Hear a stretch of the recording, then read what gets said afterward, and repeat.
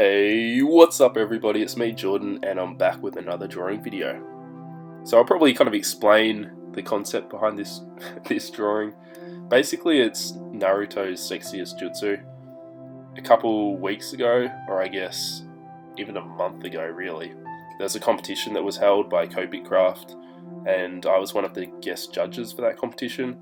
And basically it was like a gender bender competition, and seeing as I was one of the judges I couldn't really enter the competition myself, though I would have liked to. I would have just voted for myself and that would have been pretty good. But I just kind of felt like drawing something along that kind of theme, even though it's kind of cheating I guess, because yeah, Naruto's sexiest jutsu, that's kind of like already a thing. It's not really gender bending Naruto, but it kind of fitted into the theme, so I kind of just went with it and thought it'd be kind of like a fun drawing to do anyway, because boobs. So this one, there's just lots of skin, and I don't know, sometimes I find skin easy to do, but sometimes I actually find it kind of hard, because it's like, if you stuff it up, it kind of just ruins the whole drawing.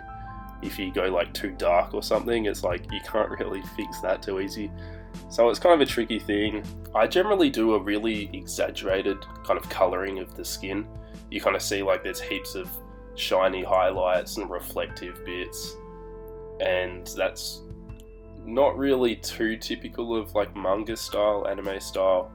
Often it's just like there's only like 2 different tones or something in the shading, but I find that kind of looks a little bit boring when you're doing like a bigger drawing and it's just like this flat, really kind of 2D look. So I kind of chuck in a lot of highlights around the edges of the skin, and then have like some of the shiny bits like on the shoulders and stuff like that. But that just comes down to like personal preference and what kind of look you want to get from it. I mean, there's no right or wrong way. Like I always say, it just depends what kind of style you want to do and that kind of thing. One thing I will say, and this is kind of a mistake that I still make quite a bit, is you just got to be really careful when you're putting the layers down. Often something that I do is like I try and over blend it, and then I kind of layer too many layers of Copic on top and it just stops blending well, and it almost turns into like a puddle of colour. It's really not fun. Then you're kind of forced to like try and fix it with some colour pencils, and it just makes your life a lot more difficult. So just try and be careful kind of before it gets to that stage, and just be really careful with your blending and try not to like go over the top and just completely stuff it up, because I've definitely done that a few times.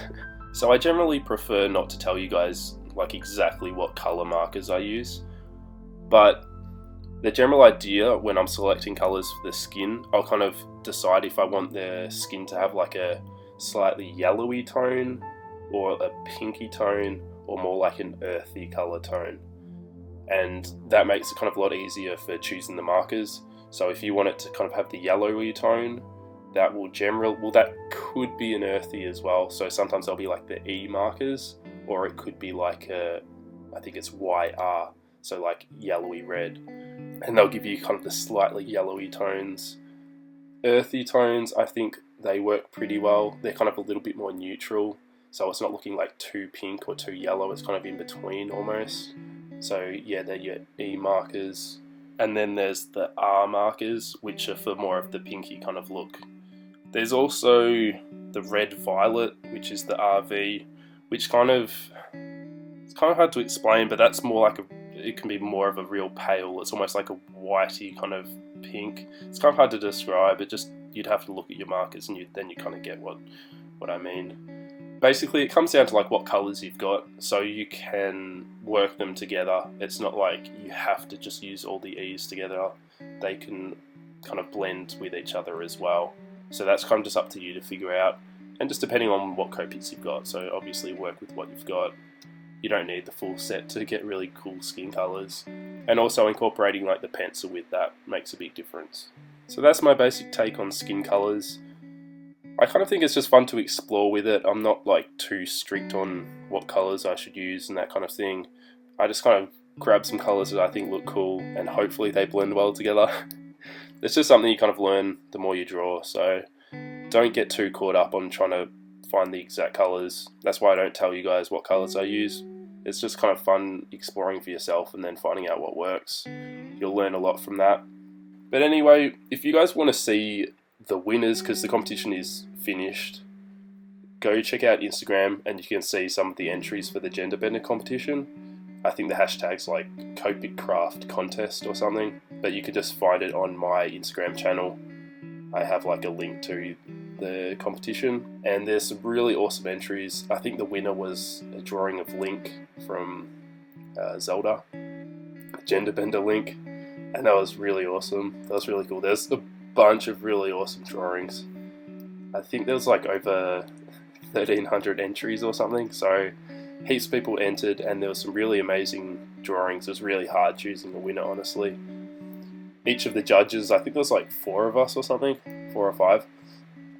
We had to choose like our top 6, and then we all compared our top 6, then we kind of voted from there. And the 6 finalists got their art reposted on Copic Crafts page, and then everyone got to vote on those entries, and the winner was based on whoever got the most votes.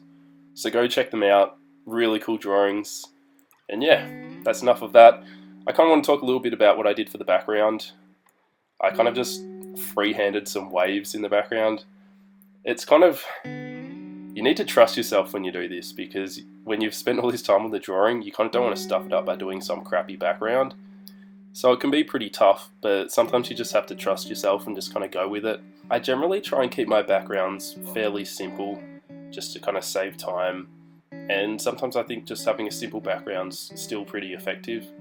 So I kind of try and find something that flows well with the drawing. So I kind of have the waves flowing from the right hand side, and that kind of has a flow going with the body, going all the way up to the beach ball. And it really didn't show up well on camera or in my scanned image, just because my scan is terrible. But the waves had like a really kind of subtle look. I had pastel shavings in there, so it had like a really kind of soft look, and then I went in with my gel pen, so it ended up looking really cool. It just doesn't show up too well on camera, but you kind of get the idea anyway. So that's pretty much it for this video. I hope you guys enjoyed it, and I'll see you guys in the next video coming out next week, and I'll see you then.